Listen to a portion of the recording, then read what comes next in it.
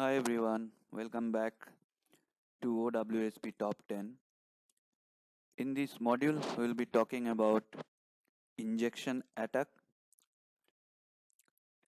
Injection attacks refer to a broad class of attack vectors that allow an attacker to supply untrusted input to a program which gets processed by an interpreter as part of a command or query which alters the course of execution of that program.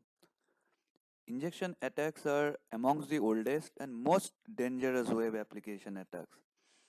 They can result in data theft, data loss, loss of data integrity, denial of services, as well as full system compromise. Injection is a major problem in web security. It is listed as the number one web application security risk in the OWASP top 10. Injection attacks, particularly SQL injection, is not only very dangerous, but they are also very widespread, especially in legacy application. What makes injection attacks particularly scary is that their attack surface is enormous. Injection attacks are a very well understood vulnerability class, meaning that there are countless freely available and reliable tools that allow even inexperienced attackers to abuse these vulnerabilities automatically. In this module, we'll go in detail of how this injection attacks works and what are the possible mitigation that we should look into. Just to recap what we learned in the earlier module is that injection attack allow attackers to relay malicious code through an application to another system. Calls to the operating systems via system calls, the use of external programs via shell commands, as well call to backend database. If application uses interpreter of any type, there is a danger of introducing an injection vulnerability. If you remember, we have talked about different types of injection attacks, namely SQL injection, LDAP injection, command injection. We will be touching upon all these types of injection attacks in this module. This is again from the last module where how OWSP looks at injection as a risk. Here, if you look at the exploitability of this attack is very easy, which is rated as 3. The security weakness is prevalence, means that it is most commonly found in most of the applications. So the prevalence is 2 and the detectability is very easy. It is very easy to detect whether any application have injection vulnerability. And in terms of impact, technical impact is very high, which is severe, rated at 3. So if an injection attack happens, it can actually, as I said before, can result into loss of data, loss of integrity of data, even system compromise. So the concept of how injection attack happens is that user inputs some malicious code uh, by form of a maybe a login page to a web server, and this malicious code is run by the interpreter in the web server, and as a result the data is exposed or changed. We would start with SQL injection. So SQL injection is a type of an injection attack that makes it possible to execute malicious SQL statement. These statements control a database server behind a web application. Attackers can use SQL injection vulnerabilities to bypass application security measures. They can go around authentication and authorization of a web page or web application and retrieve the content of the entire SQL database. They can also use SQL injection to add, modify, and delete records in the database. And SQL injection vulnerability may affect any website or web application that uses an SQL database such as MySQL, Oracle, SQL servers, or others. Now, attackers may use it to gain unauthorized access to the sensitive data, customer information, personal data, trade secrets, intellectual property, and more. SQL injection attacks are one of the oldest, most prevalent, and most dangerous web application vulnerability. And as I said before, it is most commonly seen in the application. Before we get into this example, let us understand how an SQL injection attack is performed. To make an SQL injection attack, an attacker must first find vulnerable user inputs within the web page or web application. A web page or web application that has an SQL injection vulnerability uses such user input directly in an SQL query. The attacker can create input content. Such content is often called a malicious payload and is the key part of the attack. After the attacker sends this content, malicious SQL commands are executed in the database. Now, SQL is a query language that was designed to manage data stored in relational database. You can use it to access, modify, or delete data. Many web applications and websites store all the data in SQL databases. In some cases, you can also find SQL commands to run operating system commands. Therefore, a successful SQL injection attack can have very serious consequences. Now, coming into this example where it shows there is a login form where there are two fields, username and password, which needs to be input by an user to sign into the application. Now, if you look at the two variable, which is the username and password, is actually captured as txt username or text password as a variable, and get request string, whatever I'm writing in the username field, it actually getting that field, that information, and whatever I'm writing into the password field, I'm getting that information which is stored in the variable text password.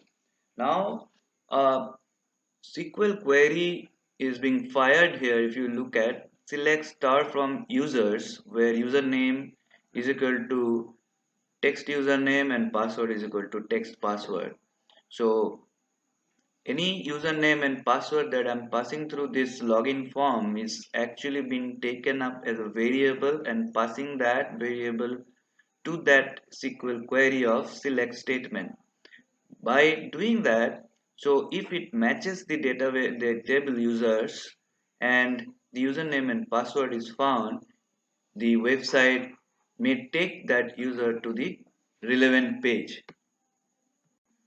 Now here you can see that the user name, which is John here, and password pcaps at the rate ssw0rd as password, which has been given by the user John to log into the site, and it was found in the users table in the database, and based on that he is being redirected to a page where the spatial selection for him has been displayed.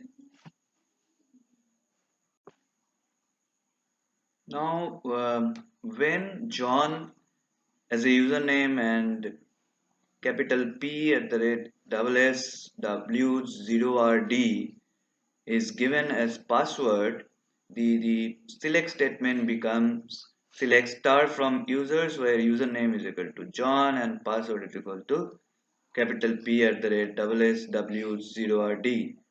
Hence, these are matched with the table users of the database, and accordingly the relevant page as shown in the last slide is being displayed. So this is the change that happens on the select statement while a user uh, enters John as username and that password as password. Now look at an attack scenario where a malicious user is writing username as anything like John or 1 is equal to 1 and password he keeps it blank.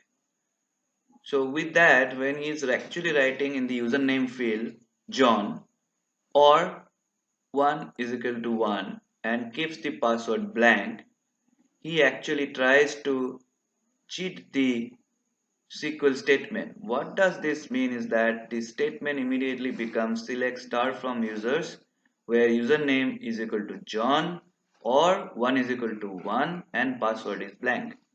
Now when the statement is processed, this query is processed, it first look at where username is John. So and then it goes or 1 is equal to 1. So 1 is equal to 1 is always a true statement. So it doesn't go beyond that. So it understand that so it has to select users from it has to select star from the users table because the condition 1 is equal to 1 is true. So the attackers gain the access of the site but by just bypassing the authentication. He is not required to input any password just by supplying that 1 is equal to 1 argument which is always true, and with that true statement the SQL the SQL query is executed and the user is taken to a page where it displays everything. Now we shown you an example of how SQL injection attack can be performed. I'll try to do a demonstration after this module how you can actually in practically do this. But let us now understand the different steps that we should consider to prevent SQL injection. There are 8 basic steps which we should definitely follow to prevent SQL injection. Number 1, using prepare statement with parameterized queries. Using prepare statement is one of the best way to prevent SQL injection. It is also simple to write and easier to understand than dynamic SQL queries. Second, using stored procedure. Stored procedures adds an extra security layer to your database.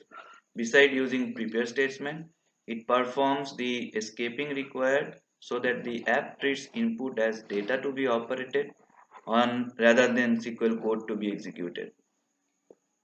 Then validating user input.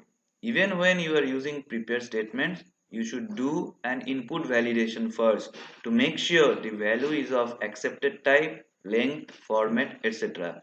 Only the input which pass the validation can be processed to the database. So if someone gives 1 is equal to 1 should not be processed because if the input validation is in place, it will not accept that as an username parameter. Fourth is limiting privileges. Don't connect to your database using an account with root access unless it is required. Because if someone is able to do a SQL injection and take over your database, having root access to the database by the application user will further deteriorate or further compromise the system. The fifth step that you should take is hiding info from the error message. So, error messages are useful for attackers to learn more about your database architecture. So, be sure that you show only the necessary information. If it's as a best practice when there is an error which may occur because of some invalid statements being passed onto the database server, so the exact error message should not be shown to the application's server, to the user. And you should actually you know be sure that you show only the necessary information, not uh, highlighting the database architectures and all. The sixth one is that updating your system. SQL injection vulnerability is a frequent programming error and it is discovered regularly. So it's vital to apply patches and updates your system to the most up-to-date version as you can, especially for your SQL server. So I'll just give you an example is that, see, if you are using MySQL, there is a function called MySQL Connect. So that is prone to SQL injection. Then it came to MySQLi. And today you can use PDO to connect to a MySQL database.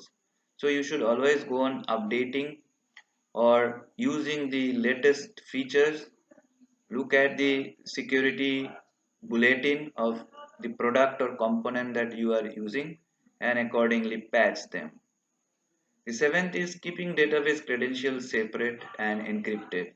If you are considering where to store your database credential, also consider how much damaging it can be if it falls into the wrong hands. So always store your database credentials in a separate file and encrypt it securely to make sure that attackers can't benefit much. The eighth step is the last step that you should also consider is disabling shell and any other functionality you don't need. Shell access could be very useful indeed for a hacker. That's why you should turn it off if possible. Remove or disable all functionalities that you don't need to. Now we'll understand LDAP injection. So what is LDAP? LDAP is Lightweight Directory Access Protocol. This is an open and vendor neutral directory service protocol that runs on a layer above the TCP/IP stack.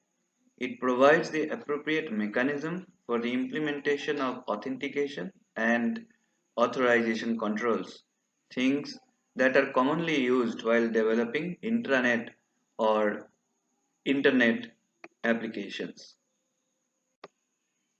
LDAP or Lightweight Directory Access Protocol is an open and cross-platform protocol used by directory services authentication, communication language that application use to communicate with other directory services servers. Directory services store user IDs, passwords, and computer accounts and share that information with other entities on the network. For an example, Active Directory server. Now, the example syntax which generally being used to query an LDAP server is find um, cn, which is canonical name, is equal to something here John, and user password is equal to my pass. Something like we can also send the username through a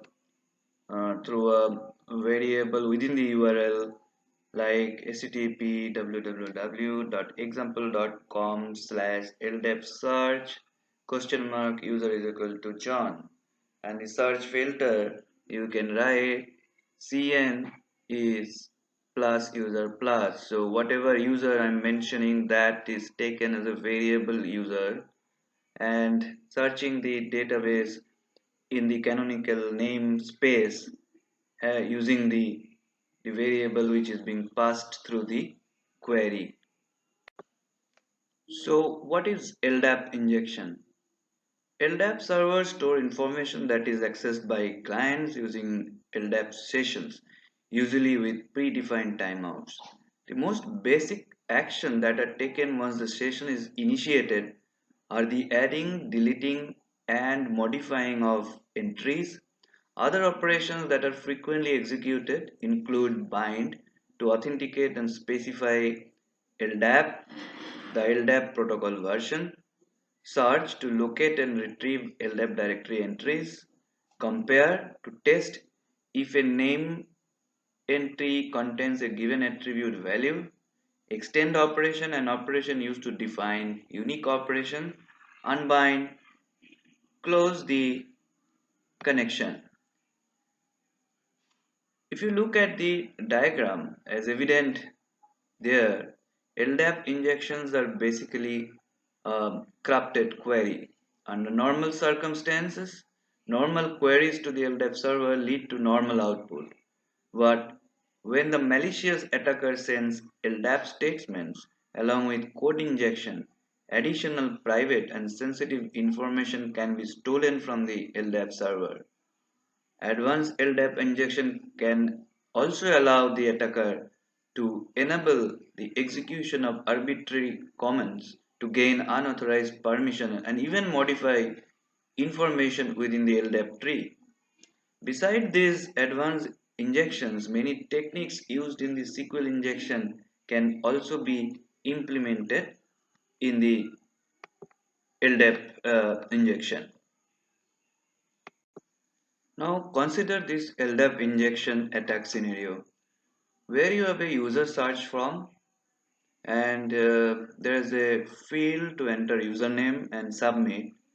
So on submit, the LDAP query is run, which is LDAP search query is equal to cn is equal to plus dollar username plus and then system dot out dot print in LDAP search query.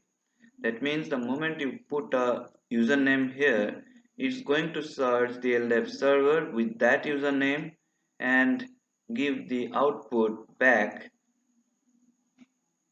of that of the relevant information of that username. So for an example, if a username John is submitted, the LDAP query returns attributes pertaining to username John. But if the input $username is not validated in the form, an attacker puts a star mark as username, the query would result in disclosing information about all the users. Let's take another example. Here, this is a login form where a user enters his username and password, and on clicking on the sign in button, uh, there is a query which gets executed, which is search login, where it says that the UID is the user plus, which is the input which has been given as a username, and user password is equal to MD5 hash of the base64 encoding of the password. Okay. Now for an example here, if an attacker insert username as this all characters like star first bracket end and within bracket UID is equal to star and the bracket closed and then something like that, whatever is mentioned there, and pass is equal to password, then the query becomes like search login is equal to UID is equal to star. The same thing actually, if you look at post that UID is equal to all this whatever is mentioned above is getting added, and user password is the MD5 of the password as a word. This is the hash, MD5 hash of the password word. So we're not getting into that. But if you look at with this search logging, what it is saying is that when UID is equal to star and UID is equal to star, and then by using that pipe, we are making that as an OR statement. So either UID is equal to star or UID is equal to start with your user password is equal to MD5. So that's not relevant because that's OR. So it is in the first phase it is meeting the requirement. So it is a true statement, UID is equal to star. Hence, it returns the first user in the LDAP tree and allow the attacker to bypass the authentication. So how to prevent LDAP injection? So first of all, we need to do a safe LDAP configuration. This involves the safeguarding of sensitive information and data in the LDAP directory, especially while dealing with permissions on user objects. This is all the more important when the directory is used by the web or mobile application for a single logging on or single sign on process. Then you need to have an advanced input validation. So all user input must be sanitized thoroughly. It should be free of suspicious characters and strings that can be malicious, like that first bracket and star and all this should not be allowed. And then output regulation, which limits and restrictions should also be placed on the amount of data information returned by the LDAP server to the client. In this section, we'll explain what waste command injection is, describe how vulnerabilities can be detected and exploited, spell out some useful commands and techniques, and summarize how to prevent waste command injection. Waste command injection, also known as shell injection, is a web security vulnerability that allows an attacker to execute arbitrary operating system commands on the server that is running an application and typically fully compromise the application and all its data. Very often, an attacker can leverage an waste command injection vulnerability to compromise other parts of the hosting infrastructure, exploiting trust relationships to pivot the attacker to other systems within the organization. Now we'll look into this example command injection attack. Um, Consider a shopping application that lets the user view whether an item is in stock in a particular store. This information is accessed via a URL like https insecure-website.com slash stock status equal to product ID 381 and store ID 29. To provide the stock information, the application must query various legacy systems. For historical reasons, the functionality is implemented by calling out to a shell command with the product and store IDs as arguments. Now, when this is done, there is a Perl script which runs, which is called stockreport.pl with an argument 38129.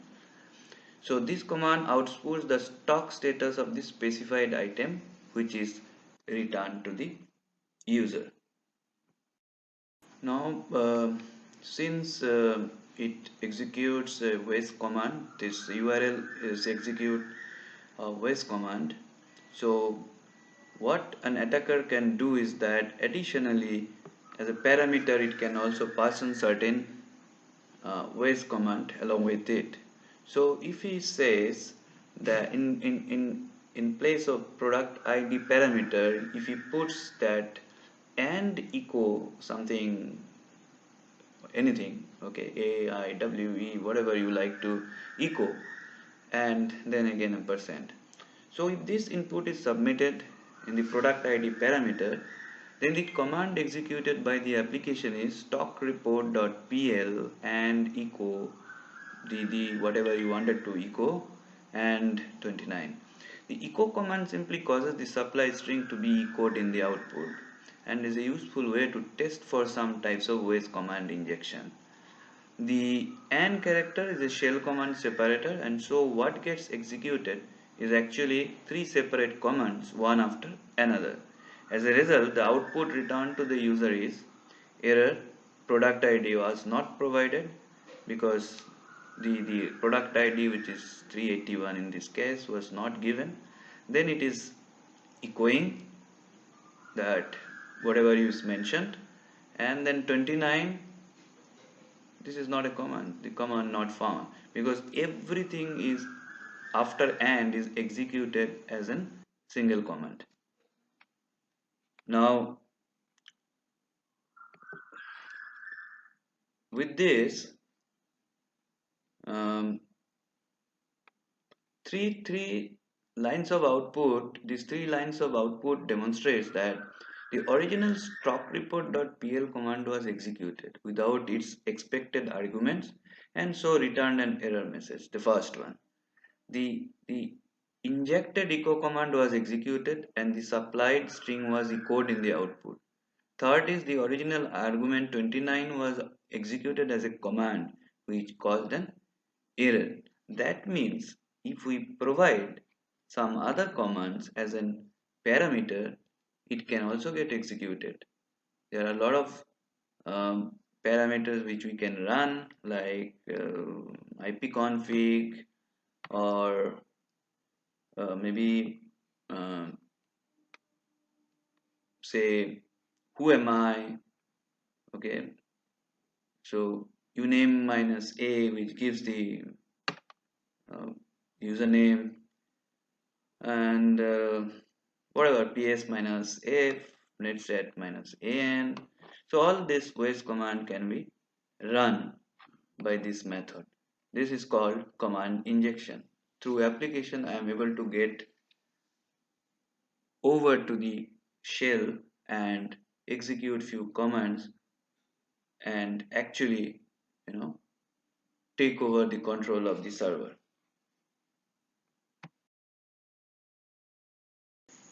Thank you. This ends the module of injection attack. Hope after this module you are able to understand what is injection attack, what are the different types of injection attacks that is possible, and how SQL injection, LDAP injection, and command injection takes place in an application, and what are the things, what are the measures that you should take to prevent such attack. We'll see you in the next module where I'll be trying to demonstrate how SQL injection work in reality. Thank you very much. We'll see you there.